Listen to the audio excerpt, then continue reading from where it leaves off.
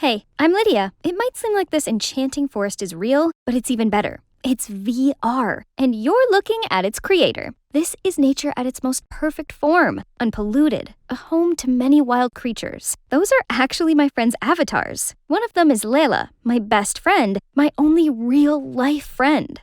All the kids used to think I was a freak for my obsession with plants and nature. Then I met Layla, who was also a nature geek in the neighborhood. I knew right away that she and I were going to be best of friends. We loved all the same weird things, like pickled garlic and growing peppers to make pepper spray. We were basically inseparable, and with Layla by my side, I couldn't care less about what the other kids said anymore. But my world suddenly turned upside down when Layla graduated high school and had to move out for college. Saying goodbye filled me with sadness and fear. Layla was my only friend, and I would feel lost without her. So she came up with the idea of using VR to keep me company.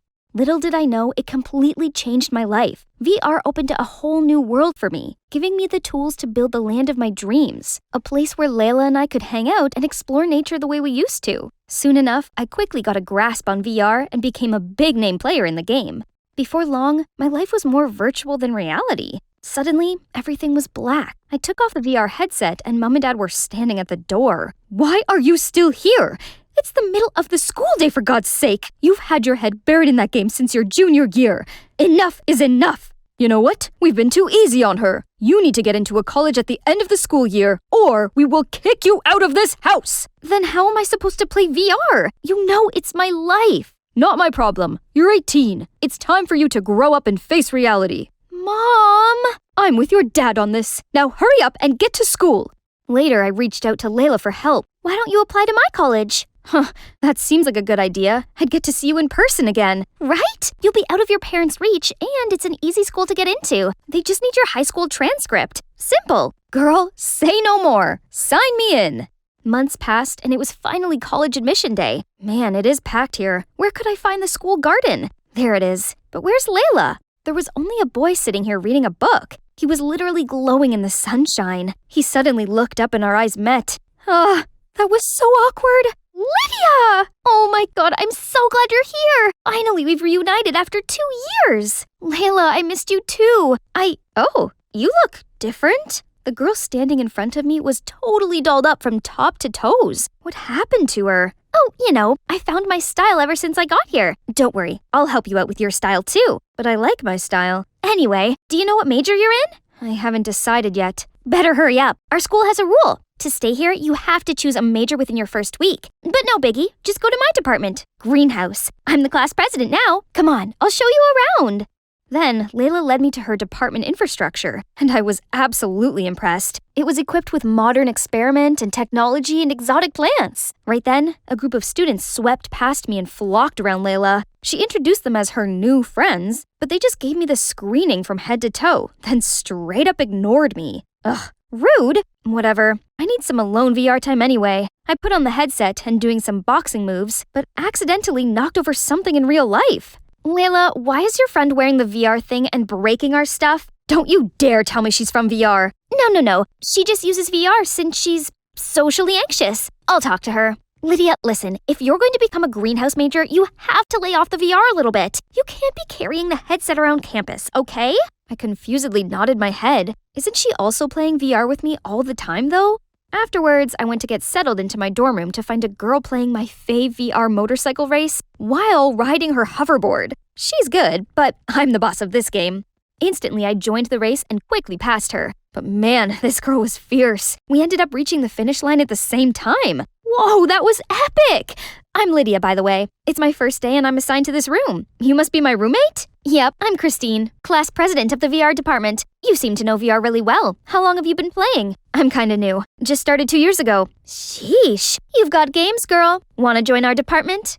The next day, Christine showed me around the VR department, which was full of the newest techs. Dude, this is so sick! Every week, we have an exhibition of new VR technology, and we mainly work and interact in VR. No need for awkward real-life convo. Besides, our department also joined the school annual creativity competition for the huge prize of $10,000, which we could use to develop more modern VR technology. Whoa! This place was heaven! Just imagine playing VR all day, every day. Holy moly. Can it be? Soccer shots enhanced? I joined in the game immediately and gave it a big kick, scoring a goal. Wait, did I break the pots again? I took off my headset to see a guy doubled over in pain. Oh God, I'm so sorry. Don't worry, I'm good. I'm fine. His face seemed awfully familiar. Oh, I remember you from the school garden the other day. Yeah, that was me. I'm Marshall. Thinking about applying to VR? Yeah, I'm Lydia. Lydia, I think you'd like it here. I suddenly felt my face getting hot when I was saved by a phone call from Layla. I quickly excused myself and ran right into her. Hey, I've been looking everywhere for you. There's a welcome party tonight, and you're definitely going. No party. Oh, come on. I'll introduce you to our research group. You've heard about the creativity competition for departments, right? Greenhouse is in it to win it. But no buts. Let's get ready. At the party, Layla dragged me to where the greenhouse kids were hanging out. They were still glaring at me. I should just leave, but on my way out, I bumped into Marshall. Hey, Lydia, I was looking for you. You dropped this handkerchief back at the VR department. It's from your grandma, right? Oh my God, thank you. But how come you know it's my grandma's? I just guess. I saw your initials on it. Hey, back off, you VR freaks! Stop talking with our new member. Poof, are you sure? This morning she seemed really fond of all our gizmos and gadgets. What are you talking about? Lydia, explain this! What's there to explain? Your pea-brain can't read between the lines, huh? Layla lunged at Christine and a fistfight broke out between them. That's why I don't fit in social gatherings. Hey, wanna get out of here? Yes, please. Marshall explained that there was beef between the VR and greenhouse departments. They were neck and neck for many things, especially the scholarship competition. But sometimes both went too far. The greenhouse put insects in the VR facility rooms, which chewed up all their cables. To get back at them, the VR messed with the water system in the greenhouse, which caused water blackout and killed dozens of plants. And naturally, the presidents, Layla and Christine, were always at each other's throats. Shoot, I was planning on choosing VR as my major, but that would mean turning myself into her enemy. What am I supposed to do?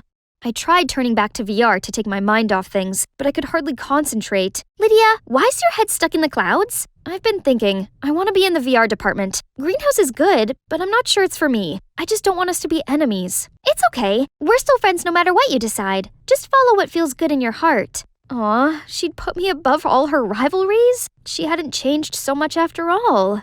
First thing the next morning, I went to apply to the VR department, then caught sight of Layla. Hey, Layla, I made my decision. I've applied for VR department. What? You can't be serious! Choosing VR would mean you're just throwing away your dream and living in an unreal fantasy. Unreal? It's more real than the cool girl with hot friends thing you've got going. And why would you tell me to follow my heart when you clearly didn't think I should? I told you that? I nodded my head, confused. I might have slipped my tongue or something. Just think about it again. Something was off. I swear she really seemed genuine yesterday. Over day, I got back to my dorm room only to find out my headset cracked and wouldn't turn on. Who did this? Freaked out, I only thought of one person who could help me fix it now. Marshall. It would take a few days to fix it. Oh no, I couldn't pass a day without VR. I think you'll find something to do. Like what? You're more than welcome to hang here. Dang, this guy's cheeky. Suddenly, Marshall's phone rang, and he excused himself for a few minutes. I looked around his room and noticed 2 VR headsets on the table. Maybe Marshall wouldn't bother if I borrowed a spare set, right? As it turned on, my own Forrest appeared in front of me. Was he following me? I clicked on his profile to see. He was logged in as Layla, my friend Layla. So, the Layla I've been talking to was not the real Layla, but Marshall? How long had this been going on? And did Marshall know me from the beginning? Lydia? I took off the headset to see Marshall standing there, stunned. What's this? Explain to me now! It all started when I got my department's pricey drone stuck on the roof of the greenhouse building. Layla was up there, so I begged her to give it back to me. She only agreed under one condition, that I had to use her VR account to play with you, without telling you that. At first, I only did it as part of the deal, but after a while, I find her the funniest, smartest, and most creative girl, and I couldn't help but spending time with you. You're telling me that this whole year I've been talking to someone I thought was my best friend, but it was actually just some random guy, and you have the nerve to keep lying to me? Marshall, give me my VR, and stop hovering around Lydia or she's gonna find out. She already did. Lydia, I can explain. Was it because of the stupid rivalry between Greenhouse and VR? What's so important about it that you had to lie to your best friend? You've changed, Layla, and I don't think you're my friend anymore. I stormed off, fighting back tears. I couldn't look at either of them any longer. When I got back to my dorm, Christine was already there. I asked her about my VR headset. I actually saw that Layla around our room earlier. She must have done it. That was a low move, Layla. But I was too fed up with her to even be mad. The greenhouse department could be trying to sabotage us again. Now, this is war. I'm going to gather everyone so we can plan our counterattack. Whatever, this rivalry thing is ridiculous anyway. On my first VR-free day, I was the only person in my class without their headset. Even the professors engaged through VR. All I could do was sit and stare at people, which reminded me of those lonely days before Layla came into my life. The next few days kept on repeating themselves, until one day, my body started boiling, and my head was buzzing like it was full of bees. Professor, I'm not feeling well. I need to go back to my dorm. But he didn't flinch one bit. No one did, except this guy. Hey, need an aspirin? He extended out his hand, but there was nothing there. A virtual pill? Seriously? No, it doesn't work. Aw man, bummer. I tried getting up, but my body grew heavy and weak. I kept calling Christine across the room, but no use. If only Layla was here to help me right now. No, Lydia, you can do this on your own. I leaned on the wall to prop myself up slowly, made my way back to the dorm. I was so close, but my knees trembled and I collapsed. Just then, someone came to scoop me into their arms and picked me up. I woke up in a bad headache to see Marshall cooling it down with a damp towel. Hey, you're awake. Here, have some soup and take some medicine. What are you doing here? I came to return your VR but saw you collapsing, so then I helped you into bed. I know you don't want to talk to me right now, but this was urgent, so... Thank you, Marshall. I threw myself into his arms and burst into tears. I thought no one was gonna help me. He wrapped his arms around me, and I finally felt safe. The next day, thanks to Marshall, I felt loads better, so I went to watch the department's creativity contest. The greenhouse presented their newly bred plant species and got the highest scores so far. VR, on the other hand, wasn't so lucky. Our newest development in headsets, exploded.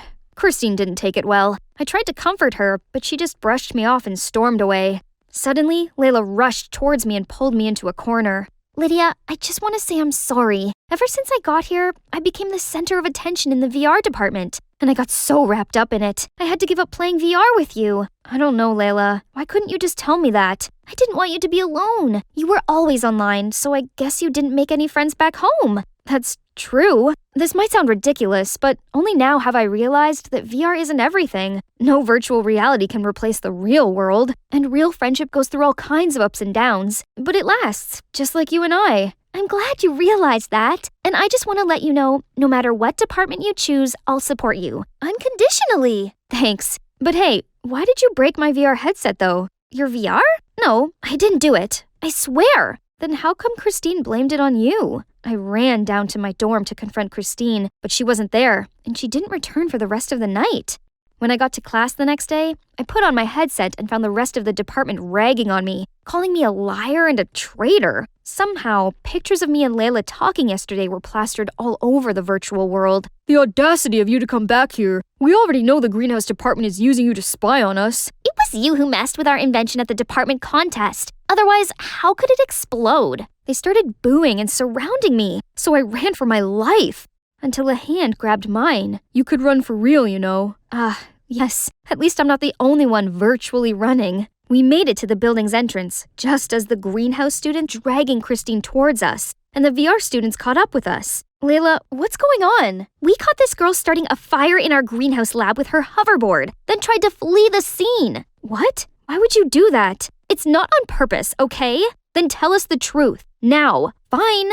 So, a day before the department's competition, I secretly made an adjustment to the VR model, but somehow it caused an error and we ended up losing the prize. I was so mad that I decided to take it out on this greenhouse bunch. Last night, I snuck into your lab trying to take away all of your research, but suddenly, my hoverboard overheated and exploded, causing a fire to spread everywhere. I freaked out and left. You know the rest. Yeah, thanks to you, our lab was burnt to the ground. You're lucky no one got hurt. And you had the nerve to blame Lydia for losing the contest. I had to, otherwise the entire department is on to me. Oh, not just the VR department. Now everyone was furious at this crazy manipulative witch. What about my VR headset? Did you break it too? Well, that's just a little trick to get you and Layla to fight. You do belong to VR department after all. That means no making friends with Greenhouse. Right, guys? Guys? You've gone too far this time, Christine. And this rivalry thing is ridiculous anyway. Look where it got you. The VR students couldn't have agreed more. They immediately voted to impeach Christine from her class president role before turning her into the administration. They then apologized on Christine's behalf and offered to help the Greenhouse rebuild their lab. Of course, Layla and the Greenhouse department agreed.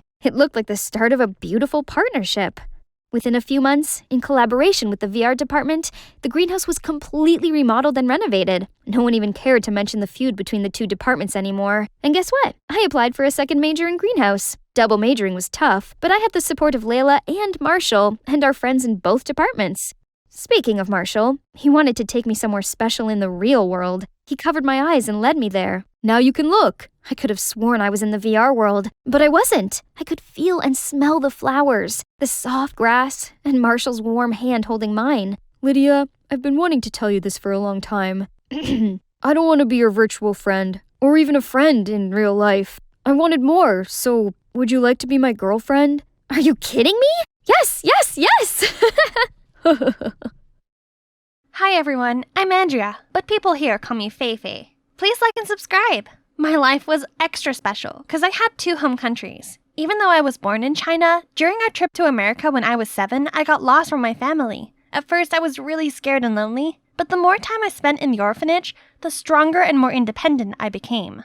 It seemed like this place was filled with my greatest childhood memories. Life went on just fine until I was 15. A miracle happened. Feifei, Daddy finally found you! I didn't fully understand how, but tears started streaming down my face. Dad didn't change one bit, but my mom had passed away. So I was introduced to my stepmom, May.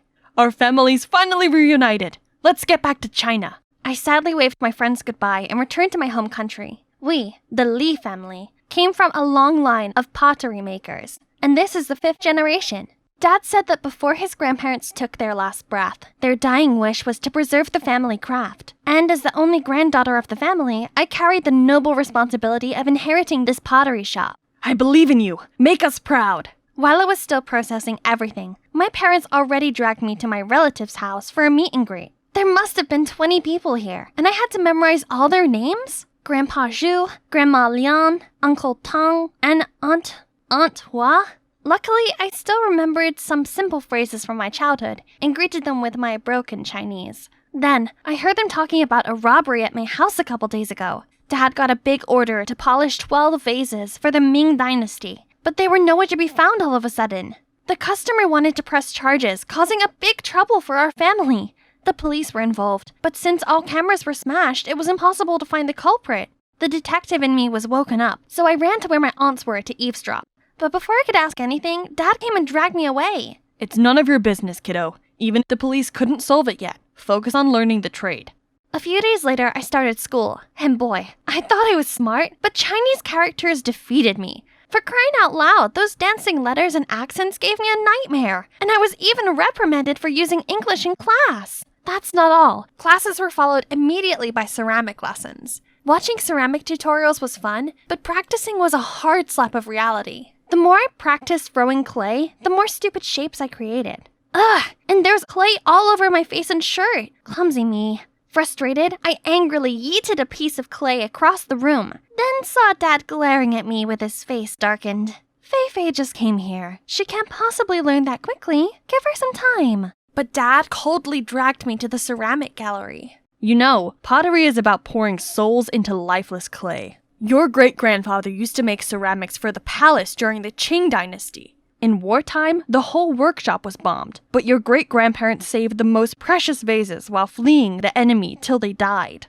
Dad's words made me realize how hasty and incompetent I was. I had to change. Then Dad introduced me to a guy. This is Cody, my best apprentice, aka Pottery Prodigy. He'll be your teacher. Cody's American, so communication was much easier. He's a great teacher who would always patiently fix my work to perfection, despite how many times I messed up. Cody's also friendly and easy to talk to. Some days our deep talks lasted until dawn. One time, while I was preparing the kiln, I accidentally found this half-burnt piece of paper in the corner. It looked not so normal because there was some handwriting that seemed important on it. I showed Cody and he said it could be a Chinese poem, but I couldn't figure out its meaning since most of it was lost. Dad said it was nonsense while my stepmom shook her head in confusion, but it somehow still bothered me, so I kept studying it for a few nights, and I might have found a clue that could lead to the mysterious missing 12 vases! But that wasn't enough, so I decided to put it aside for now.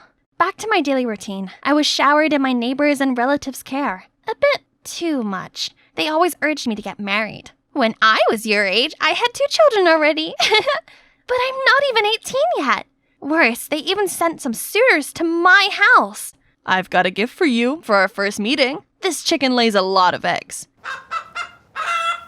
If you marry me, your life will be full of roses. I only have one small request. My family wants many children, so we'll need to have 5 sons, 3 daughters, and a pair of twins. They got me dizzy, so I sneaked out the back door to avoid running into another lunatic. The countryside sunset looked so peaceful.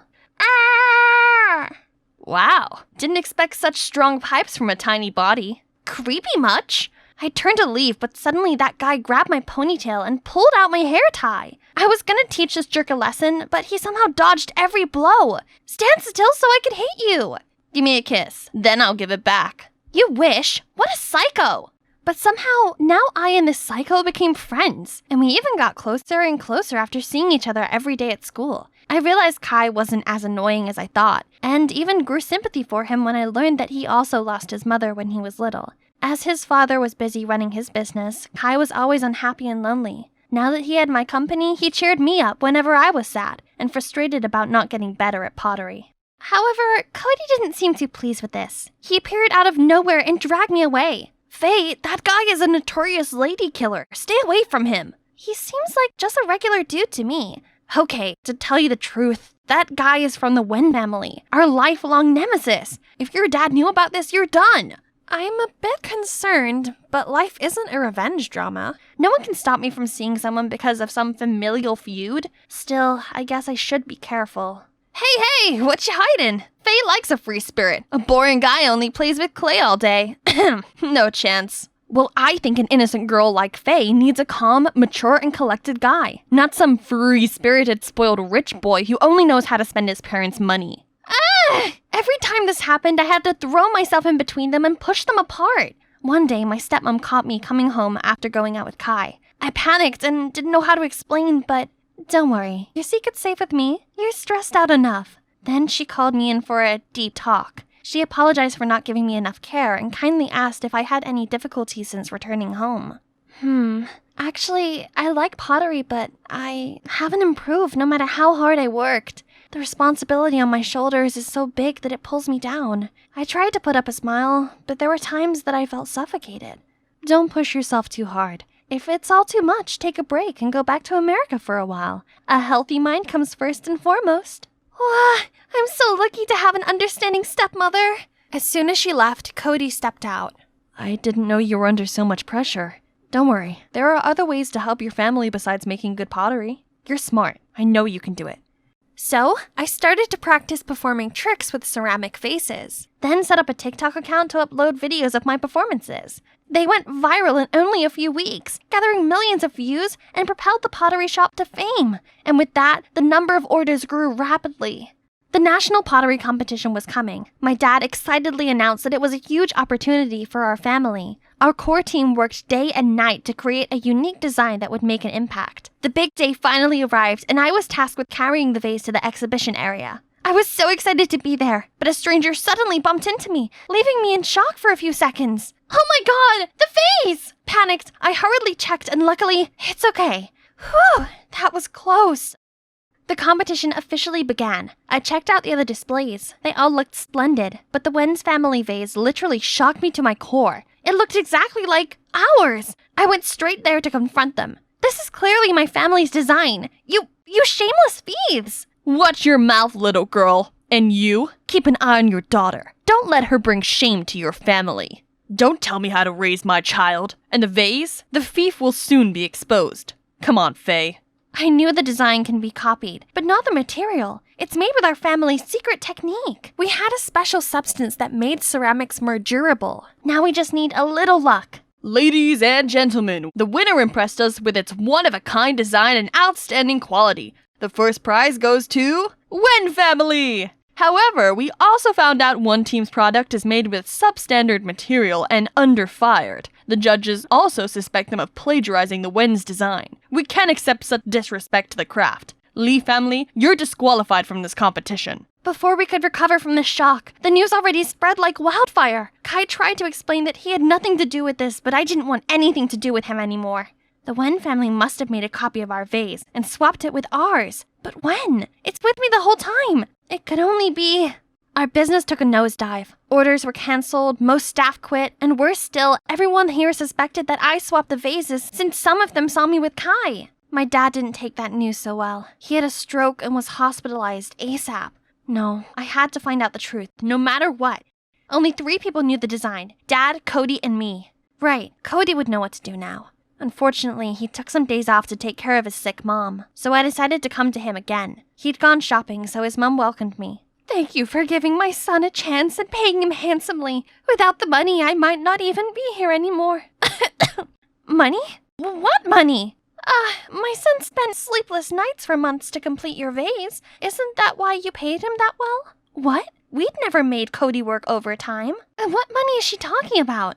Right then, Cody got home. I immediately confronted him. He denied everything at first, but then he had to give in. Who hired you? Really, I don't know. They texted me from a blocked number, then wire transferred me the money. Faye, my mom's really sick and I had no choice. I never expect such terrible consequences. I'm so sorry, Faye. I ran away ASAP. I can't hear another word. The saddest thing about betrayal is that it never comes from your enemy. When I got home, my stepmom was cooking. Oh my, you look pale. Poor sweetie. I couldn't help but leaped into her arms and burst into tears. She tried to calm me down before bringing Dad his food. I know I cannot be weak anymore. I'll find out who's behind all this, whatever it takes. I rummaged through the workshop until late, only to find nothing. Exhausted, I went to sit by the gate for some fresh air, and suddenly saw something in the bush. An envelope. Looks fishy. To not leave any trace, I opened it with steam instead of tearing. It's a Chinese poem, and had the same style as the one I found the other day. By reading the first letter in each line, I got this message. Yo, Chang, Jian, Mian. Meet at the oil factory, it is. The message coded in the other poem also referred to a place. It's gotta be a sketchy meeting to have its spot written in code like that. I quickly put the letter back and searched for the only oil factory in town, then followed the address to an abandoned factory. I ran straight inside, but it was totally empty. Was I wrong? I felt defeated and was about to leave when I suddenly heard a voice from the second floor. I crept up and saw Kai's father with a gang wearing black, and our 12 stolen vases! Right then, a hand patted on my shoulder. What you doing? I turned around to see a creepy face, then pitch black. I opened my eyes with a splitting headache, and my hands all tied up. Who's this? My stepmother, who's arm in arm with Kai's father? Already awake? You're on their side? My father didn't mistreat you. This is how you return the favor? I've had enough of your old man, a tyrant and self-proclaimed smart man. I deserve someone who loves and pampers me, like Mr. Wen here. If your father had been truly smart, he would have realized long ago that he had nurtured a serpent in his bosom. That Cody boy. Just wait and see. I will expose your scheming. Ha! In your dream? I already bought a plane ticket back to America. Be prepared to be welcomed by another orphanage. I even wrote your old man a touching welfare letter. He'll definitely have another stroke once he reads it. The secret letter has exposed you, and other evidence will soon be found. You can't get away with this. Do you mean this, feisty girl? In fact, what letter? Just then, the wind blew and swept the burning letter to some old oil containers at the corner, setting it aflame. The fire spread with lightning speed. They all ran for their life, leaving me behind. The smoke was thick, stinging my eyes. I was about to faint when Cody kicked the door open, dashed in, and untied me, while Kai covered me with his jacket. You? There's no time! Run! Then quickly carried me away from the fire. When we got to safety, the entire factory exploded. Okay, can you two explain everything now? I felt guilty about the pottery competition, so I secretly followed my father to find out the truth for you. I came to your house to apologize, but saw you rushing somewhere looking worried. That's why I decided to follow you, and I can't believe that the person hiring me is your stepmother. Me neither. Anyway, thanks. But I'm still mad at you. Are you okay now? I'm fine. I'm not sure about them, though. Animators, please replay the previous scene.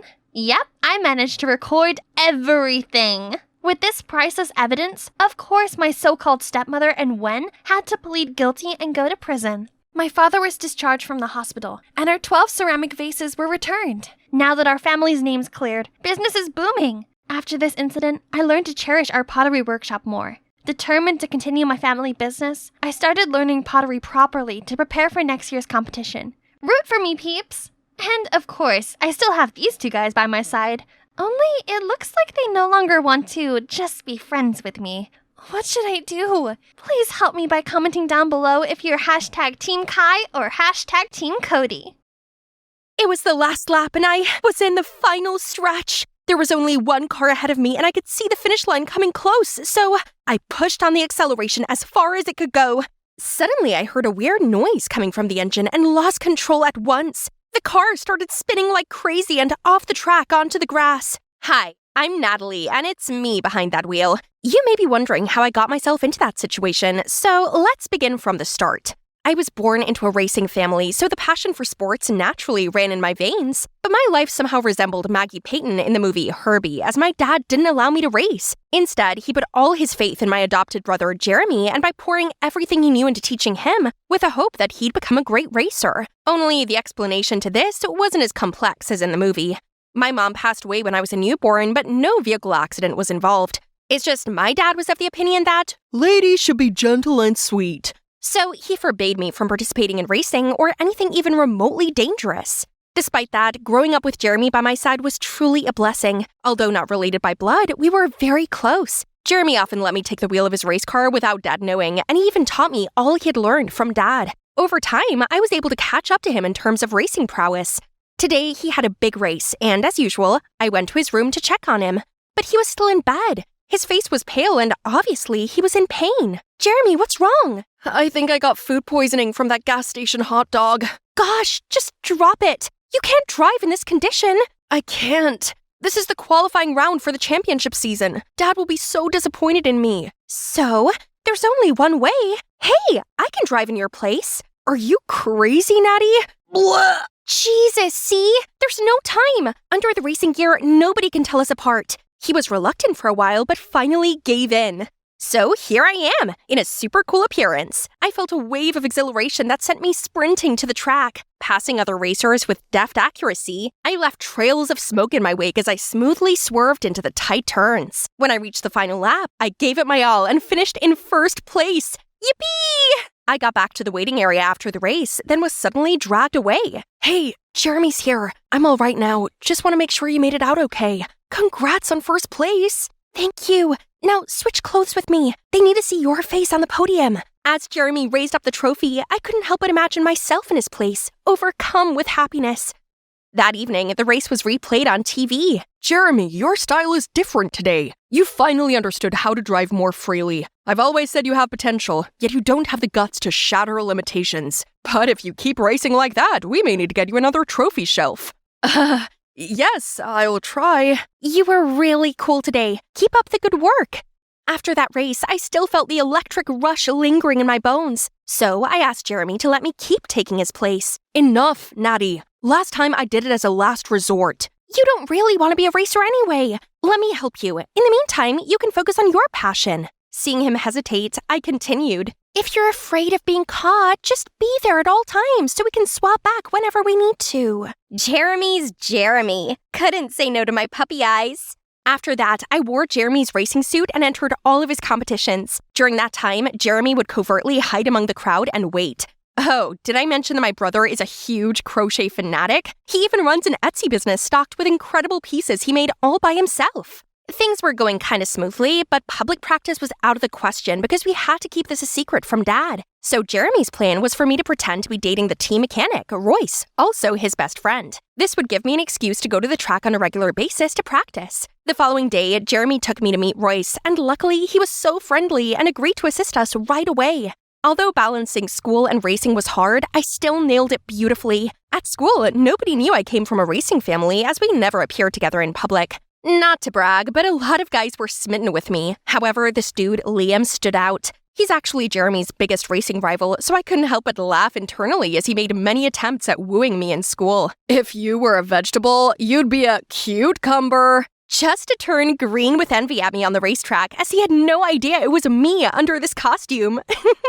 It made sense, given he hadn't lost to Jeremy this many times before. Yeah! Hey, Jeremy, what's your deal? Your racing style has changed so drastically. Just then, a staff member from our team turns to me. Yeah, and you've been really quiet lately. I'm just focusing on the competition. And so this began my official rivalry between Liam and I. We were racing neck and neck, but all of a sudden my engine died and stopped in the middle of the track. I watched as a few cars zoomed past me and Liam took the win. My win. Seeing that dude get out of his car and reveal his smug face had my blood boiling. The next week, I was in another race to make up for last week's fiasco, but this time I had a flat tire. Were the racing gods against me beating Liam? Due to my recent losing streak, some of my sponsors threatened to have their sponsorship withdrawn if I don't win the next race. So this time, I got Royce to triple check that the car was ready to race. I scrutinized every nook and cranny, same as the last few races. If something goes wrong again, then my guess is that you have a petty guy willing to sabotage you. My next race was going well, but on the last lap, as I reached a tight turn, I pressed on the brake and my car was not slowing down. Time seemed to slow as the wall rushed closer. My palms clenched the steering wheel. It was a dance of split-second decisions and instinct, but I managed to swerve, the tire screeching in protest as I narrowly avoided disaster. Close shave. I looked over to the finish line and saw that Liam had once again secured first place. He was definitely behind this. So I quickly got changed and barged into Liam's waiting room to confront him. Oh, my angel! What are you doing in this fiery battlefield? It's you who played tricks on my brother, right? Spit it out! Your brother? Who? Jeremy Wilson? You sabotaged someone else's car too, or what? What are you talking about? Drop the act. You're the one who benefits the most if my brother loses. Recently, his car kept breaking down. This can't be a coincidence. It just seems like luck is on my side. See, the girl I like also happens to come from a famous racing family. We're a match made in heaven. How can you be so casual about this? Don't you know how dangerous it is to drive with broken brakes? If not for my driving skills, I would have been injured. Wait, your driving skills? Were you the one driving the car? I mean, my brother. Oh my god, it's you! I knew something's off lately. Watch your tongue. I didn't say anything. Focus on the actual conversation. You either confess to the crime, or I will investigate and expose your true face to the whole world. Mark my words. I couldn't believe I just let my secret slip to my biggest rival. If Jeremy knew this, he'd definitely tell me to quit racing. So after a sleepless night, I decided to meet Liam for a proper talk, but he found me first. Are you Google? 'Cause you have everything I'm searching for. Stop messing around. I'm not done with you yet. The you broke my car case? I had no idea about it, I swear. I'm competitive, but not that low. But isn't it normal for a car to suddenly break down sometimes? Put that aside. Anyway, have you told anyone about my identity yet? No, but what's up with that? I want you to keep your mouth shut. So let's make a deal. What do you want? Except for a date like in some sappy rom-coms, of course. Then nothing. Just don't avoid me anymore. And tell me why you have to disguise as your brother. That's none of your business. All right, then I'll ask someone else. Fine. Just promise you won't tell anyone. Then I told Liam everything. And since that day, he had officially become my shadow, no matter at school or on the track. I need to complain to Spotify for not naming you this week's hottest single. Oh wow, they really look cute together. Even though they're competitors, love always wins. And that's how we accidentally became a gay couple in the racing scene. At first, I found Liam very annoying, but soon I realized his great passion for racing matched my own, and his insights into the racing world were unexpectedly captivating. I found myself opening up to Liam, sharing my thoughts and feelings with ease, and somehow felt happy around him. But the mystery around my broken car hadn't unfolded, so I couldn't let my guard down. And here comes the last qualifying match before the championships. My dad was also here today to motivate everyone. I was so nervous, yet still had to act lovey-dovey with Royce in front of Dad. Obviously, Liam wasn't happy about that. He kept coming in between us, even though he knew we were just pretending.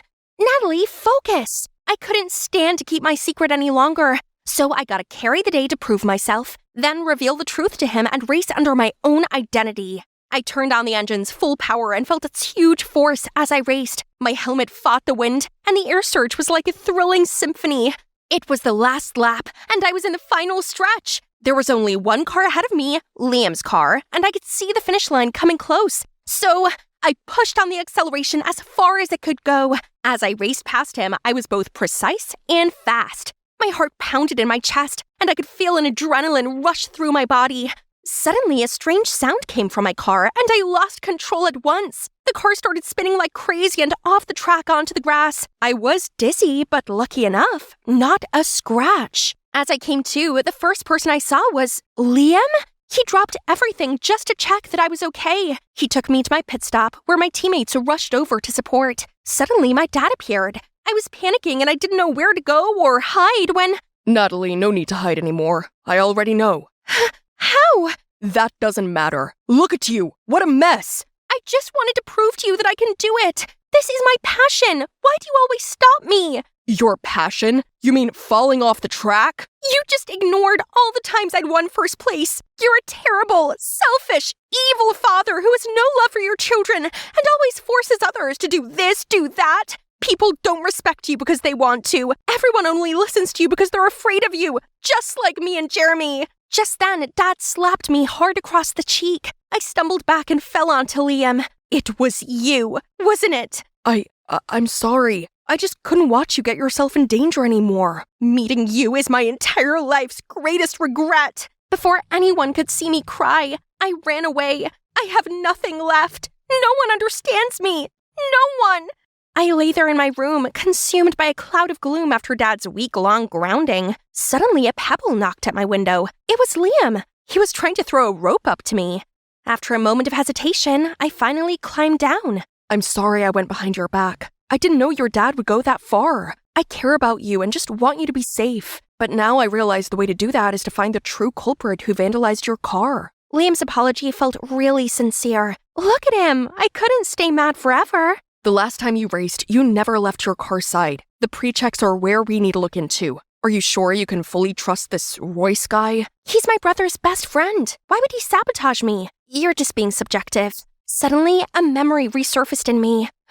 Last week, I saw Royce lingering around the car for longer than the usual inspection. He told me that I need a new head gasket or else I wouldn't be able to accelerate without blowing the engine. Now, when I think of it, it seems kind of fishy.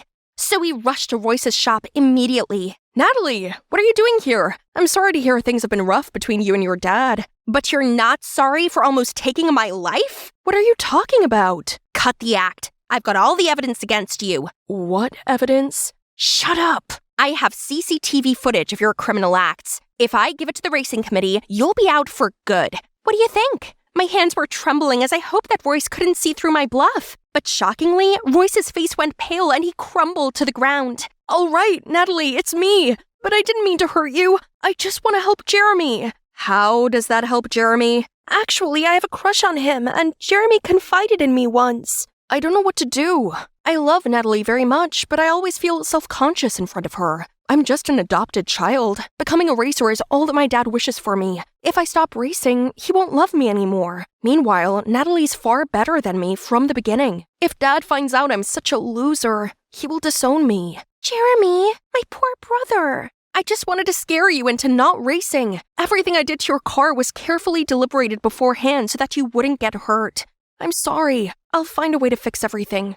I got home later that night, only to hear arguing from the living room. What you did to Natalie was unfair. You kept her from doing what she loves, just like me. I've never dared to admit this, but now, Dad, racing isn't my passion. This is. What? But you find it too girly, right? Actually, I just race to please you, and only this simple thing makes me happy. Unable to stand by, I interjected, revealing how Jeremy was living in so much fear among his own family. They were shocked for a moment. Then Dad said, Jeremy, it's all my fault to put so much pressure on you and make you feel like you weren't loved enough. You're always my son, no matter if you choose racing or not. And Natalie, I'm sorry for hitting you. The pain on your cheek may have gone, but still lingers in my hand. I just didn't want to risk losing you. I never told you this, but when your mother was pregnant with you, she got sick, and I could have lost both of you when she went into labor. Ever since that day, I swore to keep you safe, alive, and healthy. Dad, I love you, but I love racing too. I hope that I can count on your support on the track. Then I revealed that Royce was the one who sabotaged my car. They were both shocked and furious, especially Jeremy. But after being told the full story, they decided to forgive Royce as he showed his remorse by confessing his crime and was temporarily suspended. We had not seen him since then. True compassion lies not only in caring for someone, but also in caring for them in the right way. Misguided intentions can unintentionally sow the seeds of unintended consequences. Finally, I could officially join the race using my own name. Dad came to see me today as well. He seemed quite concerned, but encouraged me anyway. Suddenly, Liam approached me. If I win this time, fair and square, would you go on a date with me? You have no chance to win, but a date? You earned it.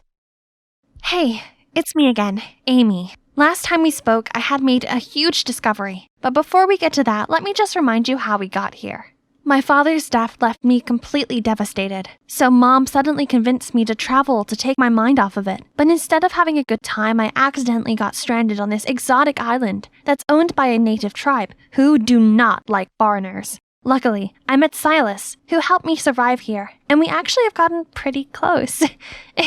We're having so much fun that for a second I forgot that I had to go back, until I heard the rumor that my accident could have been staged. Would my own mother really have caused me to end up here? I needed to go home immediately to find out. And Silas was willing to help with all his might, but it's been a few days, and I haven't heard anything back from him. I waited eagerly, then impatiently for him to come. Finally, one afternoon, I heard a noise outside. I quickly went down to check. To my surprise, it wasn't Silas. It was Nora, and as usual, she looked annoyed to see me. I tried to tell her Silas wasn't here, but she pushed past me anyway and grabbed a stick to draw something. What are you doing? Abstract art? There. Island. I see. People. Then I got it. There's an island? With people? Can we get there? Yes. Can. Go. We can take a boat there? She nodded again and signaled me to follow her. Oh my god! I jumped with excitement. Maybe I was wrong about her. Nora led me to the shore, where she uncovered a small boat hidden behind a bush. Go away, now! Go! Go! Nora pulled me towards the boat, sat me down, and started pushing the boat towards the water. Isn't it a little late to sail now? Wind! Wind faster! As we reached the edge of the tide, I realized, wait, I need to tell Silas I'm leaving! Nora immediately became frustrated. Silas, with Dad! Danger! I didn't quite believe her, but I also didn't know if I'd get another chance like this. I couldn't imagine leaving Silas behind without a goodbye. I felt a pit in my stomach. But we will meet again someday. Definitely. Our family has all the money to rescue him later. Just hang on a bit more, hun. I'll go get help. Nora kept pushing me, and she's right. The patrol could detect me at any moment, so I started paddling away. See you again, Silas. But I only managed to go for a few feet, and then it's like my boat got stuck on something. I turned around to see. Silas? What do you think you're doing? Hey! Nora said that there's an inhabited island nearby, and I didn't want to miss the chance. Get off the boat. It's too dark and too dangerous to go out there by yourself. I'll go and check it out first and come back by morning to let you know if it's safe. Stay here. I was confident in his sailing ability, but it seemed Nora wasn't. She ran to cling to his arm, begging him not to go. Still, he ignored her and got on the boat. Nora glared at me before storming off, but I stayed on the shore for a moment, watching Silas disappear into the dark sea. Soon enough, the winds grew stronger and the rain started coming down hard. The storm lasted through the night. I stayed up, waiting in the cave where I spent my first night on the island. The rain stopped by dawn. I couldn't sit still and kept marching back and forth along the shore, looking for any signs of Silas. Nora returned soon after, yelling at me in her native tongue. I didn't understand anything she was saying, but I knew she was just as worried for Silas as I was. He'll be back soon, safe and sound. I trust him. And moments later, there he really was, coming back to shore. I couldn't help but run up and hug him as soon as he stepped out of the boat. I asked if he was okay and how he dealt with the rain, and Silas answered all of my questions with a tight hug. But soon we were interrupted by Nora. She shouted angrily and then stormed off. Silas chased after her and said some things that seemed to calm her down. That island is actually your family's gem mine. I've let them know that their boss lady is alive and well and ready to go home. Oh my god, really? They have their ship ready just a bit further offshore since it's dangerous to get close to the island, you know. Just sail out a little bit and they'll pick you right up. Yay! I'm finally leaving! We're finally... Silas stopped walking and looked at me sadly. Come on, let's go! I can't go with you. Nora will only let you go peacefully if I stay here. If I try to leave with you, she'll tell her father. My heart sank. We'll see each other again, I promise. How? Where there's a will, there's a way. Silas squeezed my hand and then let me go. I tried not to look back at him as I got onto the boat and set sail. I traveled for what could have been a few minutes, or a few hours. I couldn't tell anymore, until I was finally spotted by a larger vessel. They set out a lifeboat for me, and once on board, I was well taken care of by everyone, offered food and warm clothes. But first thing first, I had to contact my family. I called home and the person on the other end was my grandmother. She's as surprised to hear my voice as me hearing hers. Turns out, after all the shenanigans that happened after my father's death, my grandma had moved into our house to take care of things and wait for my return. We cried for a good 10 minutes, and then I told her not to worry. I was safe, and that I'd be home soon.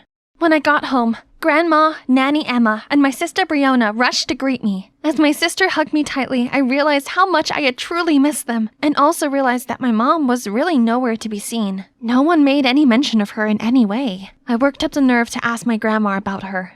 Right when the police said there were signs of foul play in your disappearance, I already got suspicious. Then when Emma said it was your mother who suggested you go there and play those silly games, I immediately kicked her out. People are truly full of surprises. Do you really think Mom was masterminding all this? She was really trying to get both of you. Brianna was lucky she forgot her passport. Don't be glum, dear. You still have me, and Brianna and Emma, too. We all love you and care about you very much. Now, go have some rest.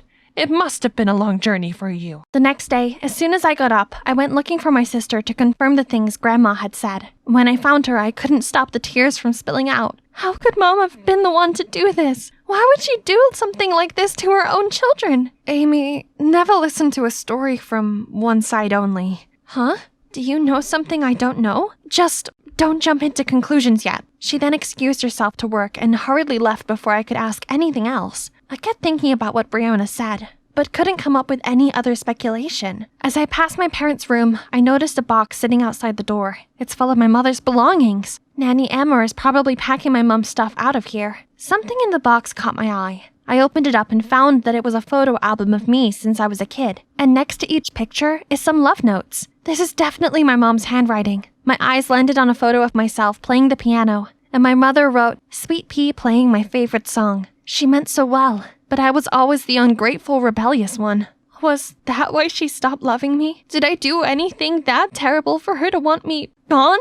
I suddenly missed her. I found myself taking the photo up to the piano room, someplace I've never gone voluntarily. But as I reached for the doorknob, I heard voices coming from the inside. I peeked through the ajar door. Stop it! It's lucky enough that you didn't get caught. Just get out of here before it's too late. And throw all of my effort in vain? No way! My plan was going so well. How on earth could she survive? So, plan B. You need to secure that spot in the board of directors before Amy gets in the way, and I'll take care of the rest. But, oh God, them? They were behind all this? That night, I waited until I had everyone together to make an exciting announcement. Tomorrow, I'm officially going to start working for the company. I've been working on a proposal to pitch to the board of directors to gain their approval. That's wonderful, dear. Don't you think you need some sort of rest, sweetheart? You went through a big ordeal, and I'm ready. I'm totally fine. Well, Brianna will also be returning to the company, and I'm glad I'll be able to help her out. The more hands, the better. I'm so glad you want to join the company.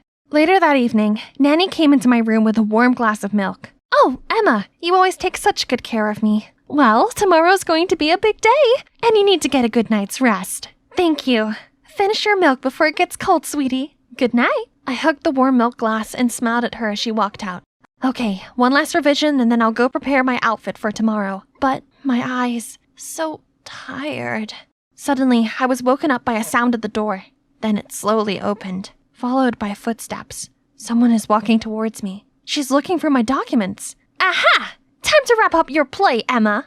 Oh, sweetie, go to sleep properly in bed. I'll help you tidy up. Cut the act, you witch. What do you think you're going to find here? My presentation for tomorrow? Joke's on you. It's a trap. But the milk, you've drank it all. You mean the glass of milk-flavored Hypnotic? I've poured it down the drain. Sorry. Suddenly felt lactose intolerant. Bold of you to think you can fool me in my own house. I've seen everything. But why do you want to take me down that bad? Emma, aren't we? Because my daughter, Brionna, deserves his company more than you. Before I could even process that information, Emma was rushing towards me holding a chloroform-soaked rag. Just as she backed me into a corner, the door flew open. My grandma and Brionna rushed in, followed by the police, who restrained Emma right away. Brionna ran over yelling, I told you I didn't want any part in your schemes. I would never, ever hurt my sister. Brionna? Did you know she was your real mother already? Not until after Mom was gone. Then Emma told me everything. Sensing my confusion, Brionna explained that Emma had a fling with our father many years ago, but he wouldn't marry her because of her lesser status. She was already pregnant with Brionna at the time, so our father allowed her to stay as a nanny. When my mom married our dad, she only knew that Brionna was her husband's stepchild. I'm sorry I didn't come clean sooner. I didn't know what to do, because I didn't realize how far she was willing to go. But when I saw her messing with your drink, I knew that I needed to at least warn you. Thank you for always being on my side and telling the truth now. It must have been even harder for you to process all these. But don't worry, we can still make this right. Emma was trying to explain away her crimes as the police escorted her away in handcuffs. They assured us justice would be served. We got in touch with Mom, and by morning she was back home. After some more crying and apologizing and explaining and hugging, everything was as close to normal as it could be. I admitted that I didn't want the responsibility of running the company, but there was something I did want. I wanted to return to the Gem Island and oversee the exploration of the new mines. What I didn't say was the reason I really wanted to return. He was all I could think about as I embarked on my journey back to the island. We took a big boat as far as we could, before I needed to board a paddle boat to remain undetected once we reached native territory. Before I knew it, the island appeared on the horizon. My heart fluttered as I paddled faster and faster, waiting for the moment I could finally see Silas again. I was so focused on the land ahead that I didn't see the huge wave coming up from behind and overturned my boat.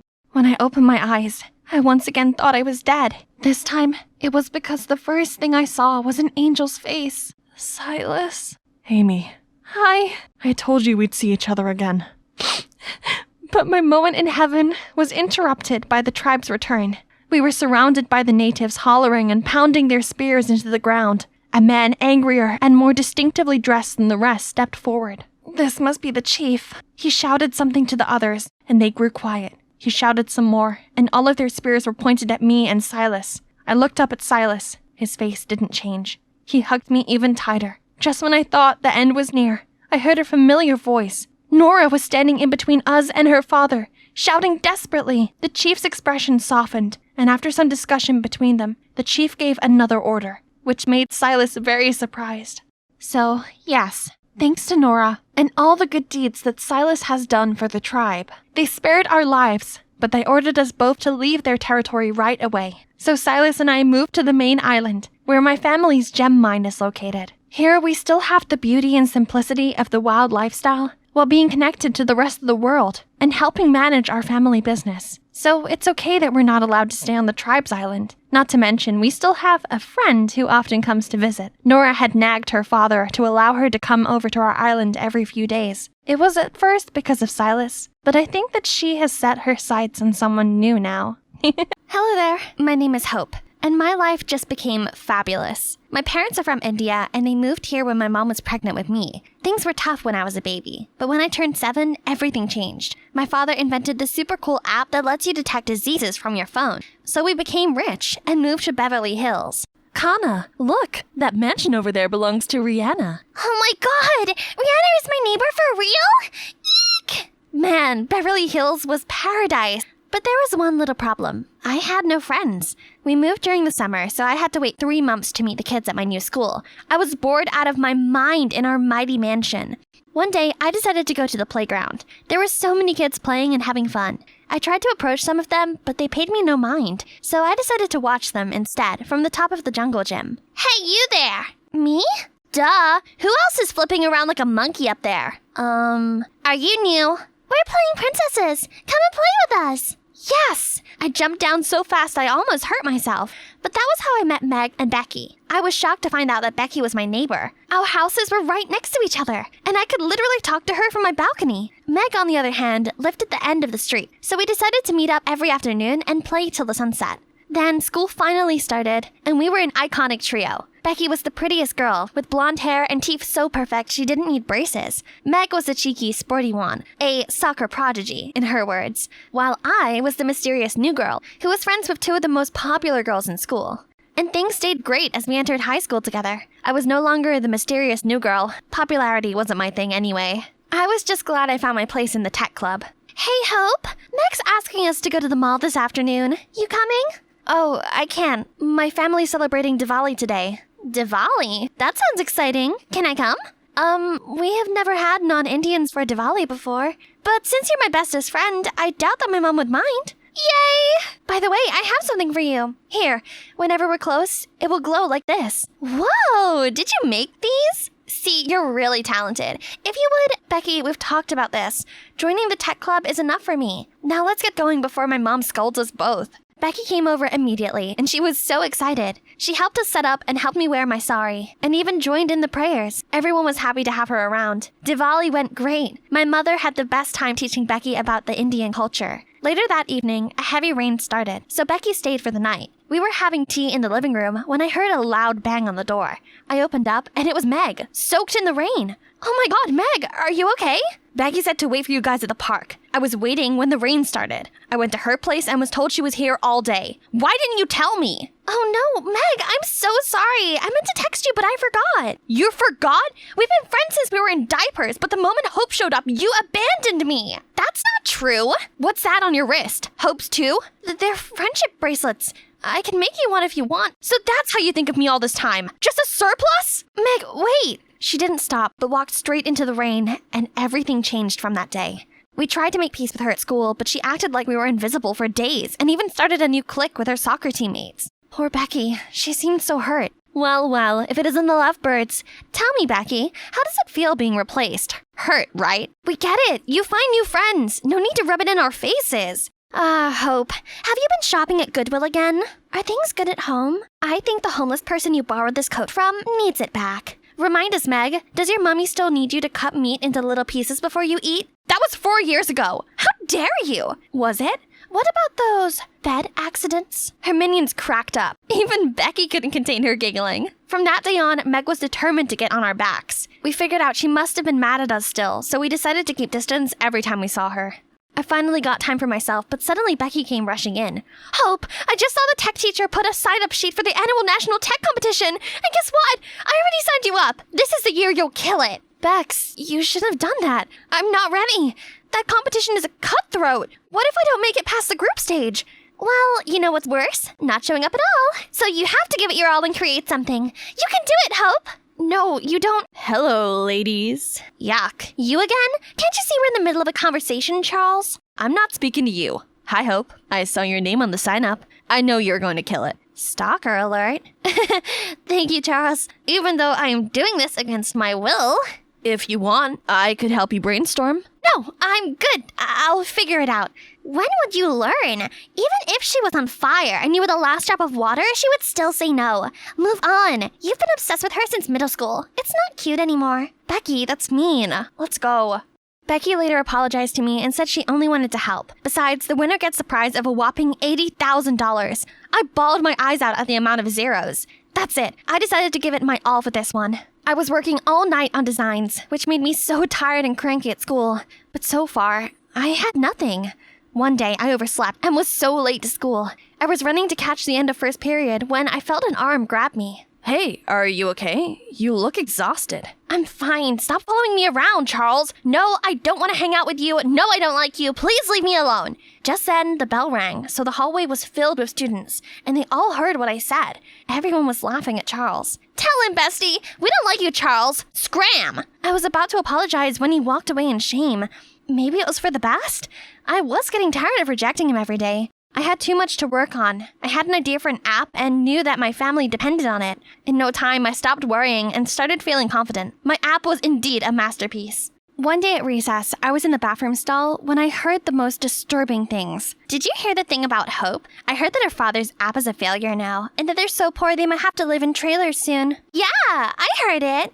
Who would have thought that high and mighty Hope used to live in a trailer? How tragic.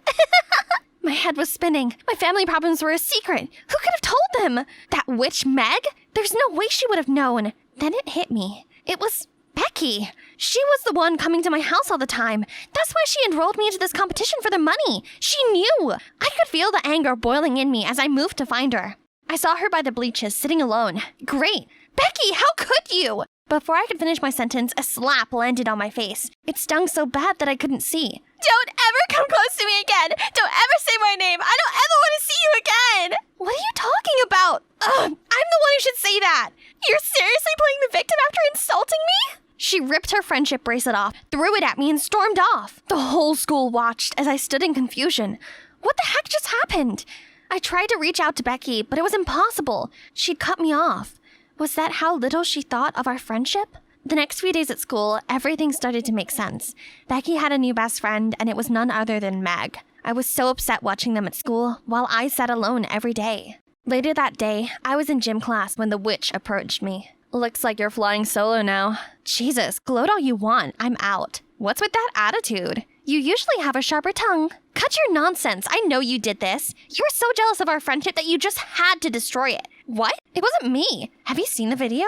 What video? Meg showed me a video of me bad-mouthing Becky to a group of girls, but I didn't do this. I know. As much as I hate you, I know you'll never say anything bad about Becky, which means that someone did you dirty. Oh, I didn't expect you to pick my side, but you're so right. That person must have spread that nasty rumor about my dad's business and got me thinking Becky was responsible, since she must have been the only one who knew. Does this mean it's true? Yeah, I've been hoping to win the tech competition prize and help that out. Well then, you should focus on the competition. I'll talk it out to Becky, don't worry. You do that for me? Yeah, I guess I knew all too well what it felt like to be left out. I'm really sorry about that. It's alright. Beck and I made up. I guess I was a bit jealous, since it was always you and Becky. And we've never had a chance to hang out one-on-one either. I really hope all these drama can end so we could just be the iconic trio again. Thank you. I really hope so too. 1 week later, the tech competition was finally here. I was so ready to unveil what I had been working on. Mom and Dad were also here to cheer me on. I walked to write my name on the sign-up sheet, and the name before mine shocked me to my core. That's right. I'm here too. Oh, meet Evans, my partner. He's one of the most brilliant inventors. My parents hired him to help take you down. But why? Why? I've been nothing but nice to you, but you only think of me as some dumb blonde. I was the one who enrolled you into this competition. I was the one who befriended you. You'd be nothing if it wasn't for me. It's about time you learn to appreciate your friend. Becky turned away. Meg tried to stop her, but to no use. I suddenly felt this weakness in my knees. I couldn't help the tears. I let them flow freely. Oh, Kana, listen, you have to focus. Remember why you are here. If we have to start our lives afresh, then no problem. I did it before, and I can do it again. Don't let her clouded judgment tell you where you belong, my darling. I gave my dad the biggest hug and went into the hall. He was right. I couldn't let Becky take this day away from me and my family. When my name was called, I walked proudly on stage and started my presentation. Hi all. I came here because I want to tell my story. Growing up, life hasn't always been easy for me, until I found friends who changed my life. And even if there were ups and downs along the way, I will forever cherish the memories we had together. So I came up with this idea of an app called Memoir Lens, made only for you and your loved ones, where you can store and share your memorable moments with them. Best part is the app will notify you annually, so you can relive those moments again. The hall erupted with applause. Everyone loved my app and I ended up winning the competition. I couldn't believe it. I was so happy. I saved my family. Later that night, my home was packed with friends and family celebrating. I was having such a good time. But then, the thought of Becky and Meg crossed my mind. So I took a walk. I was just at the end of the street when Charles appeared from nowhere. Hey, I heard you won today. Congratulations. And you're having a party. Did you forget to invite me? Oh, it's just for my family and close ones, so... Oh, I get it. Does Becky come too? I heard she slapped you in the face. Ouch, that must have hurt coming from your BFF for life. Do you see how it feels now? Nobody likes being humiliated. Wait a minute. It was you. You did this. Of course I did, moron. And let's be clear, it wasn't because I was so heartbroken. Yuck. I just wanted to date a popular girl, and you seemed easy. But then you humiliated me. So I created a fake AI video saying nasty things about you with Becky's face. And the same for her. And you guys fell for it. Look how weak and powerless you are without your friend. Pathetic. With all the anger and pain I felt, I grabbed Charles by his shirt and slapped him silly. I was ready to beat him up, but he scampered away, laughing like a psychopath. I ran to Becky's house. I had to tell her the truth. I banged on the door for minutes before she opened it. It was Charles. He made a fake video to separate us because we humiliated him. What? Are you making this up to mend things? It's not gonna work. It's over. No, wait! She's not lying. I heard Charles confess. I even have it recorded. They happened to stand right in front of my house. Becky watched the video, and it started to hit her. Oh my god, that idiot. Oh, Hope, I'm so sorry. I should have listened to your side. And I said all those terrible things to you. Oh, I'm too ashamed of myself to even face you. It's okay, Becky. I just miss my friend. I also happen to know you pulled out of the competition because you couldn't do that to me and my family. I'm so sorry I even tried to. Then we both laugh away. Hey, Meg, why are you standing there dumbfounded? It feels like I'm third wheeling you guys. I'm just gonna head out so you guys can have your moment. What are you talking about? Meg, you're a part of this group, and this time we're not gonna let you leave. Yeah, if it wasn't for you, we'd probably still be fighting by now. So come here, you. I missed you guys. I'm sorry I was so mean. It's okay now. Now, how do we make that punny Charles pay? No one told me it's this windy up here. I'll probably be wiped off of Earth before I could wipe all these windows. It's okay, Harper. Remember, you're doing this for Aaron. Just a bit of tough work for now, but imagine the incredible time you'll be having at the concert. Imagine, oh my god, Aaron and her? Hold up, let's start from the top. Hi, I'm Harper, the biggest fan of the greatest boy band, The Statics, especially their rapper Aaron. I turned 18 not long ago and I'm taking a gap year to find my true passion. To be honest, I'm not really interested in anything. The only thing that makes me feel alive right now is fangirling, following my boys around, concerts, touring, etc. But after months of that, I'm totally broke. Not to mention, Aaron's having his solo debut album. So, having no choice, I asked my super sweet boyfriend Kirk to lend me some money. But, again, all you ever did was spend relentlessly on this trash. You don't study, nor get a job. How are you expecting to afford it all? Do these idols feed you or give you a roof over your head? I don't think so. I can't help you forever either. Trash? He called my passion trash? Excuse me, I asked for a loan, not like I was robbing him. He wasn't like this the other times. Finally showing his true self, huh? Fine, I don't need an unsupportive boyfriend. Anyone that stands between me and my happiness can get lost. So, we're over. Whatever. But wait, I still need to come inside as Kyra's bestie, not as your girlfriend. You might be wondering what kind of relationships I have going on here. Well, I actually befriended Kyra first. We were both ecstatic. Fandom of the Statics. If you know, you know. Fangirls bond is stronger than any friendship. Her mom works for a big press, so she sometimes could even get us access to shows. Cool, right? So I was always around her place. One thing led to another. Me and her brother fell in stupid love, but not anymore. Have you heard about Aaron's new album? Apparently it will be followed by a group concert right downtown New York. We can ask Kirk to give us a ride. It will be super fun. Oh, don't want to burst your bubble, but I just broke up with Kirk. 4 minutes, 36 seconds ago? No way! Yes way! I told her how ridiculous her brother was, but she still tried to find excuses for him, hoping to mend us back together. But sorry, this heart of mine has casted the dice. It's entirely dedicated to Aaron now. No more dumb boyfriend. And that's how I ended up taking on this dangerous job. Its high salary could get me boxes of albums and a concert ticket even. But what am I getting instead? My beloved idol, arms in arms with a singer I hate the most on earth, Bianca. Aaron and Bianca rushed to the window and dragged me inside. Please don't let anyone know this. What do you want? Autograph? VIP ticket? Please, you probably know our two fandoms are like water and oil. They already opposed us so badly over a collab last time. Yeah, of course I know, because I was the one who opposed. Seriously, what does Aaron see in this girl? She always says controversial stuff, gets caught in dating rumors with all guys on Earth, parties 24/7, and her songs suck. But on a second thought, it's not every day to have the two hottest celebrities on their knees before me like this. Maybe I should act wisely. Either way, this is the lifetime opportunity for me stepping into Aaron's life, isn't it? Okay, I'll keep a secret on one condition. Let me be the manager of Bianca. Bianca's manager? Who's looking for me? Wait, who are you? But he didn't even bother to wait for my answer and started stacking out bunches of stuff for Bianca to sign. Being a manager ain't a joke. See, Will's been doing this for years and still struggling. Well then, more reason for me to step in. So I walked over to give him a hand. This poster is mid. Next time, let me handle it. Trust me, I've designed countless stuff for fan events. The title track this time is a bop, but without a good promotion, it turned into a flop. I suggest you make some TikTok challenge for it. I'm a girl Bianca's age. I for sure understand her and the fans more than you. I'll be useful. Right, guys? Yeah, sure. She has a point, Will. You do need an assistant. Right then, Will had a phone call. Seemed urgent. After hanging up, he turned to me. Fine. It's true that I'm overloaded. I have to check stuff at the venue right now, but Bianca has schedules at the radio station in an hour. Can you get her there? Sir, yes, sir.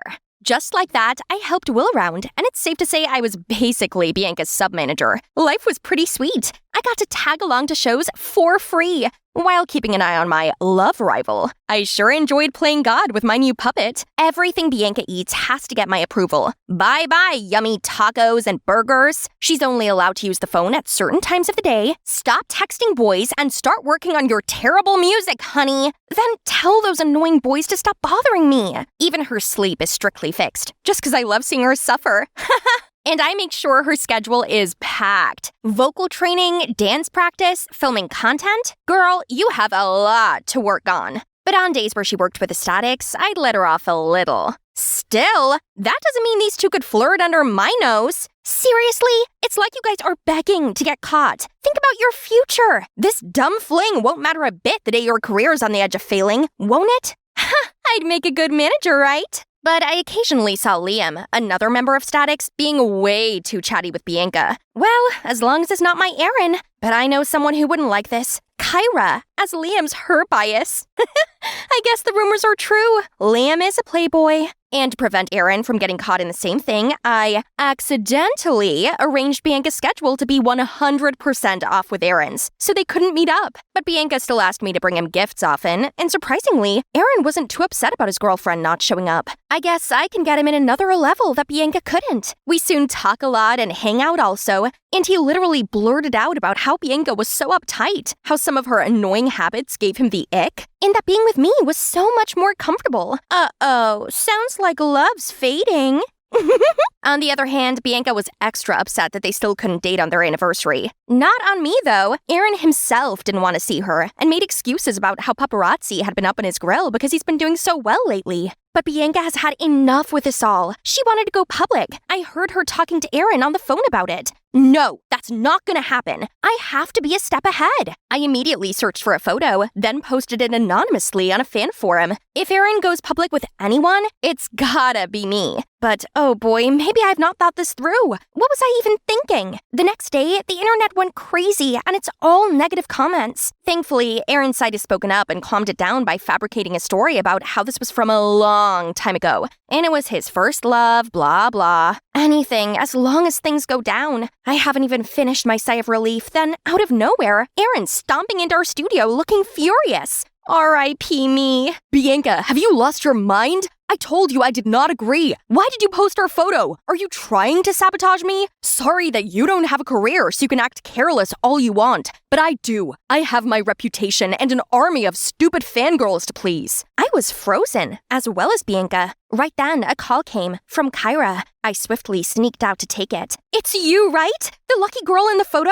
I can tell by just one look. Last time we talked, you only mentioned seeing Bianca in real life or something. When did Aaron come into the picture? How could you not tell me? I was dumbfounded, didn't know how to handle this. I mumbled out a few words so Kyra would keep this a secret and that we'd talk later. Okay, gotcha. But then help me meet my Liam, please. What? No, trust me, he's a player. They all are. Get over him. So Kyra recognized me that easily, but why Aaron didn't? He even mistook me with his so-called girlfriend, Bianca. That picture was also taken at the secret balcony of his penthouse that he swore he'd never taken anyone there before.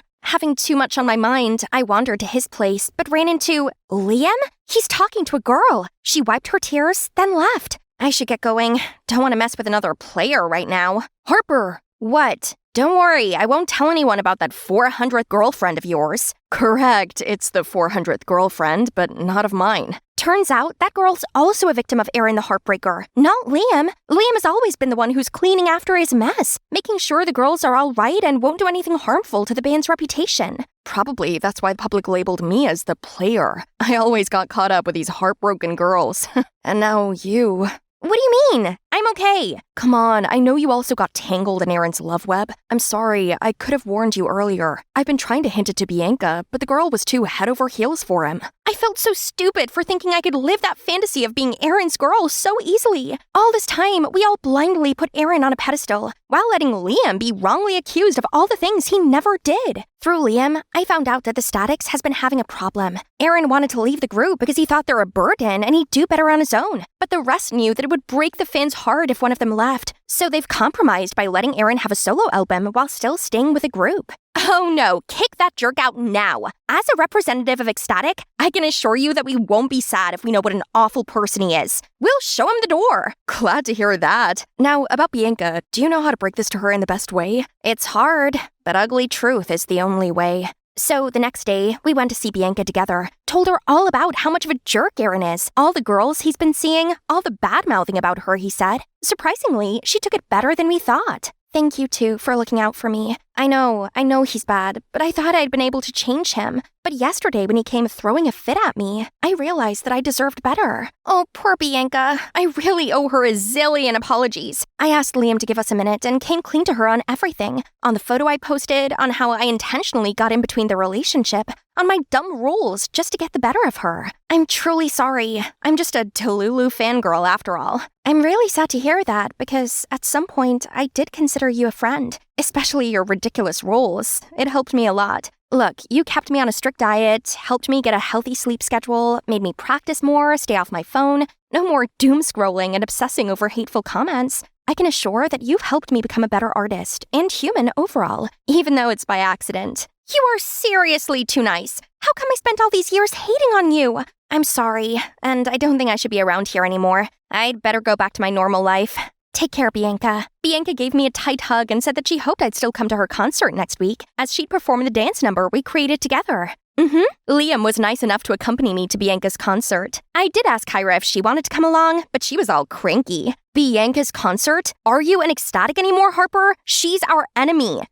Kiddo, if only she could see past the hate. She could have met her Liam now. The show was going on smoothly. Bianca perfected our dance routine. I was so proud. But as she went to get ready for the next song, a strange VCR got played. I'm a selfish fanatic. A friend's betrayal, a gold digger, a Delulu, and on screen were pictures of me. No! Is this why Bianca insisted I come?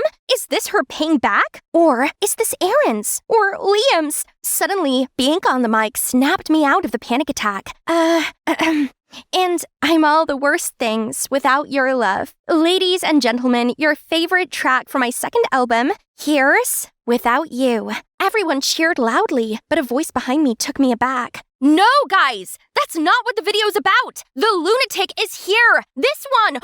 Oh my god! Liam quickly shushed her and we dragged her outside. Turned out my dearest sister from another mother did this to me. Why? I hate you. I know everything now. Don't forget who I am. Nothing in this fandom could be hidden from me. You got to befriend the boys but ghosted me because you want them all to yourself, huh? After everything we've been through, all the shows my mom helped you get in, you bewitched Aaron, sided with Bianca, then called my Liam a player. But look who you're with now. On top of that, you dumped my brother for a stupid reason. The player here is you. This is a mess, and it's really my fault. I should have filled Kyra in on everything sooner. Seeing her right now reminds me of the exact same person I was just last week. The same hot-headed, immature fan. I couldn't blame her. I apologized and told her everything. And with her dearest Liam's help, Kyra, though still mad, started to be more understanding. I love you, and I hope you will soon see things the way I do now. Idols are also humans. They're not all glitters and gold, so we can't expect them to be all perfect, then refuse to see their wrongdoings, or nitpicking trivial things just because it's not up to our expectations. let's both be a better ecstatic from now, okay? It's been 6 months since then. I can say that things are definitely for the better now. It's the first performance of the Statics since they parted ways with Aaron after his real face got exposed. Yes, that happened. Now look, it seems like the crowd has no problem with dumping that troublemaker either. And me? Normally I'd be here as an ecstatic, but not today. I'm now working part-time while studying to get proper certification on talent management. I realized that I did enjoy working with Bianca and I actually had a knack for it, so I'm going to make a career out of it. Now, excuse me guys, may I get my manager back? It's showtime. Bye! Hi, I'm Miley Cyrus. You've probably heard some of my songs like Wrecking Ball, The Climb, and Flowers from my latest chart-topping album, Endless Summer Vacation. Although my most loyal fans have known me since my Disney Channel days. This story isn't about me though. Today I'm narrating the life of a young star from the South, just like me. I'll tell you why later. For now, please like and subscribe. I know all about being famous at a young age, and trust me, no glory comes without blood, sweat, and tears, and Scarlett Spencer was no exception. Her journey to stardom began in a small town in Texas. Her mother passed away long ago. Still, she grew up happily with her dad who owned a little diner, and her baby sister Naomi. These two were polar opposites. The quiet, introverted Scarlett helped out at the diner, while Naomi, who was in high school, lived and breathed social media. Give me a phone, mine's out of juice. Man, this brick's been only to call and text for years. It should have something new. In case you still haven't figured it out, well, Naomi's creating an Instagram account under her sister's name to post pics. Give it back! I need it now! Naomi, I already said I don't like social media. What's with this photo and the Ritz-Carlton and ridiculous caption? We were just there for Dad's delivery. Relax. Everybody has a social media presence these days. That photo will get you tons of hearts and followers. Honestly, if my sister ever did that to me, she would have been 6 feet under by now. But Scarlett let Naomi off the hook, because to her, Naomi was her bestest friend, who she could tell everything to, while Scarlett was the best sister she could ask for. Naomi knew she'd never find anyone else who'd satisfy her every whim like that. They frequented this spot by the lake for a stroll, a jog, or simply pouring their hearts out. I want to go where culture is, like New York or LA. The only thing exciting in this town is probably a party bus that comes by every millennium. You're a big dreamer, and that's good, but isn't a peaceful and quiet life nice too? Bless their hearts. They have no idea what's in store for them, but it's really hard to imagine that their uneventful lives could change. All of a sudden, when their dad got in an accident and lost his job, with no relatives, the family was dealt the worst hand. Scarlett alone couldn't manage the diner, Dad's medical bill, as well as Naomi. Then one day, their dad set them down, looking seriously insistent. I know that this is a lot to take in, but your mother, she's still alive. This is her. What? We got divorced and cut all ties long ago. I never spoke of it 'cause it's too complicated. Now that your old man is in this situation, you should go to your mother and shouldn't have to suffer because of me. Both of them were too shocked to speak. Scarlett went to her room, the photo squeezed tightly in her hand. Is this really my mother? When are we leaving? What are you excited about? All we have is this address and her photo. What if she won't accept us as her daughters? She abandoned us all those years, remember? It's still worth a try. Do you know, I've lost count how many times I've wished for a mother. And then this happened, like a miracle. Scarlett tossed and turned all night because of what her father revealed just now, while Naomi thought long and hard about what she would wear. The next morning, the sisters got up early and went to the address on the note, which led them to a magnificent building, Elite Talent Management. They stepped inside with bewilderment written all over their faces. Excuse me, we're looking for Mrs. Athena Kinsley? Perfect timing. Miss Kinsley's here this week for our statewide audition. In fact, she's right behind you. They were both in awe to see a woman who exudes sophistication and confidence. Naomi rushed to her. Excuse me, ma'am, are you Athena Kinsley? The woman gracefully turned around, lowered her shades, and scanned them both from head to toe. Hello, I'm Naomi Spencer, and this is my sister Scarlett. We, believe you're our mother. Does the name Joseph Spencer ring any bell to you? He's our dad. He told us to come find Mom.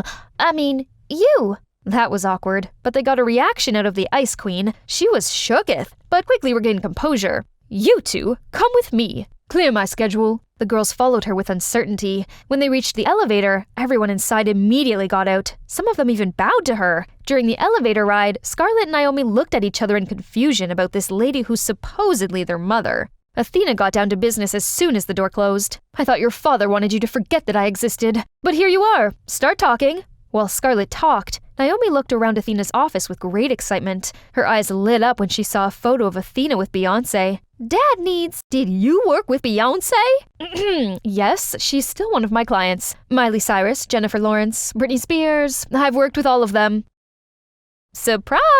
The truth's finally out. I actually agreed to tell this story to return a favor Athena did for me when I parted ways with Disney. Rough times, but totally worth it. Okay, continue. As I was saying, Dad needs physical therapy and a private nurse, but we can afford neither. He needs your help. Mom? This is the first time we've spoken in so long, and you're just asking for money? I'm afraid it can't be that easy. Really? This is our father, your ex-husband. Jeez, why did I even bother coming here asking the person who abandoned us for help? Naomi, we're leaving. Sit down. I didn't say no, but I won't hand you a huge bag of cash for nothing. Instead, you can work for it. You do have a pretty face and quite a feisty character, and I have everything you'd need to get far in this business. How does that sound? That took a turn, but Naomi was even more surprised than I am. Why isn't Mom asking her, but only her sister? Her introverted anti-social media sister? No thanks. I want a nice breezy life and zero limelight. We'll figure something out. Without you! On their way home, Naomi kept nagging Scarlett for refusing a once-in-a-lifetime opportunity. She left us. That was the first time we met after so long, yet she didn't fake a smile and even try to exploit us. Can't you see that? No! You assume she abandoned us. Dad kept her a secret all these years, so we must have lied about that too. Mom's offer is a win-win deal. Don't you see how respected she is? Despite seeing Naomi's point, Scarlett was still stubborn. The way I see it, they don't have much time to argue, because right at that moment, their dad was having a heart attack. Luckily, the girls arrived home right on time and brought him to the ER. After hours in the ICU, his condition became stable, but needed further observation. Scarlett's face got paler with every word the doctor said about her father's treatment. I'm no accountant, but this bunch of hospital bills surely sounds bad. Sis, Mom's office still stands. Do something before it's too late. Scarlett reluctantly came to see Athena again. Before signing, Scarlett had a few demands. She'd receive a fair cut of the profit and will not owe Athena anything once the contract is no longer in effect, as well as a signing advance. Also, per contract, Athena would be Scarlett's manager. This is actually very common. My mom Tish has been my manager to this day, but that's me. I can't talk about her case. Scarlett immediately transferred her dad to the best hospital in Texas. Looking at his unconscious state, she got all the motivation she needed before leaving for the city, thoughts about her future swirling in her mind. From the start, Scarlett said she didn't want anyone to know they're related. Athena, being the professional she was, agreed. Then, Operation Ultimate Fashionista commenced. First off, an extensive daily workout for 3 hours with a personal trainer. Scarlett was used to physical labor, so she didn't break a sweat. But when she found out about the strict diet she had to follow, Scarlett realized she's in hell. What's wrong with you?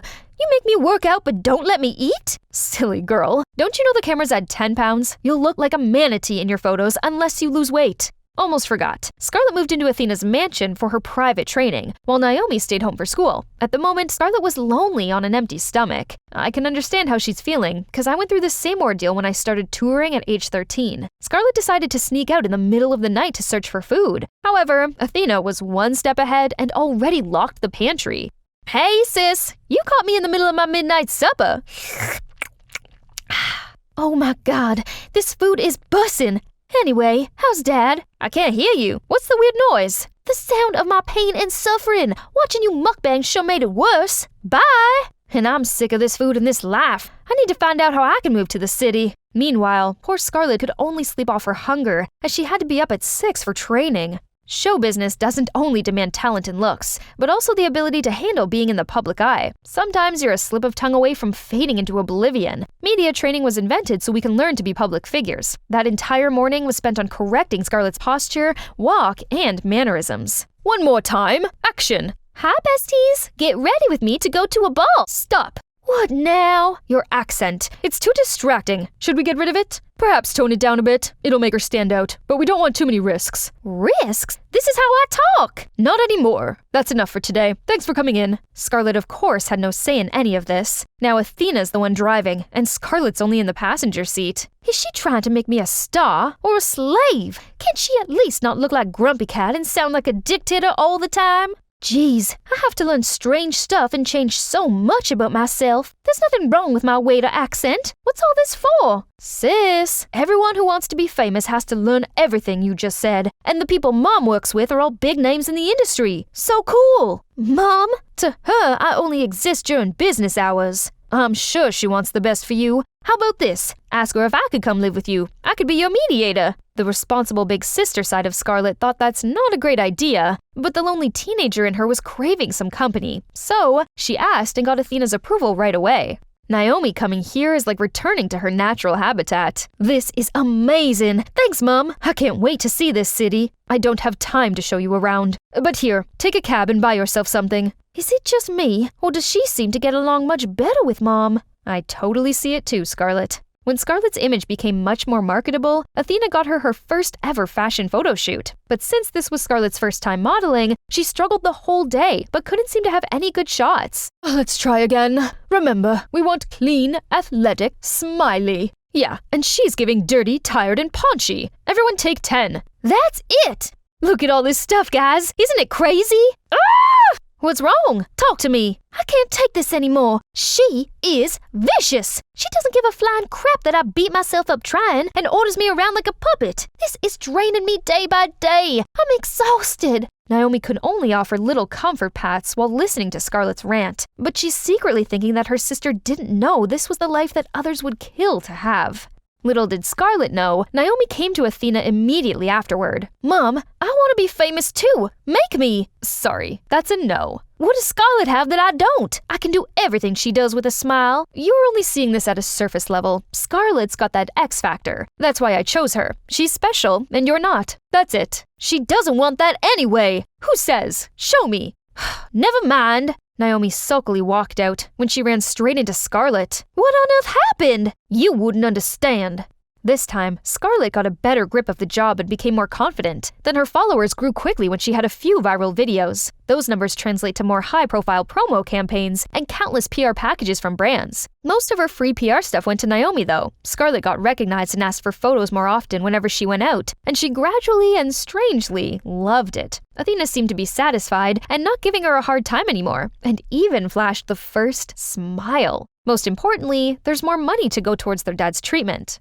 Thanks, my darlings. The doctors could proceed with every necessary procedure, so I'll be discharged any day now. By the way, does your mother treat you well? She'd better. Soon you won't need to bend over backwards anymore. When Dad gets better, this will all be over. Why do I suddenly feel kinda empty? Are you not happy to see Dad get better? What? No! Of course I'm happy for him. Right then, Naomi saw something that could change everything. What's that? Nothing. Scarlett's on cloud 9 to see all those times of intensive training, diet, and exercise finally bear fruits. Today, Athena even called her to her office. Maybe she wants to discuss the next trip, or plan to move to LA. I want to terminate our contract, effective immediately. What? What? You'll be compensated for this untimely breach of contract, which would be enough to cover everything, and— Hold on, why? You're no fit. Am I not getting more popular? What do you mean? You won't last. But it can still be a source of income. Why cut it completely? More profit for you too, right? Isn't that your sole target in doing this? Or are you afraid that I'll come back to bite you once I've made it? Watch your tongue. Regardless, we won't be working together. That's final. Tell me, are you scared people will figure out that I'm your daughter? Right, you never even came to see my frail, bedridden father. I never needed a mother like you anyway. Then a smack landed on Scarlett's face. She held her left cheek, eyes wide open, and glared at the person standing in front of her with great fury.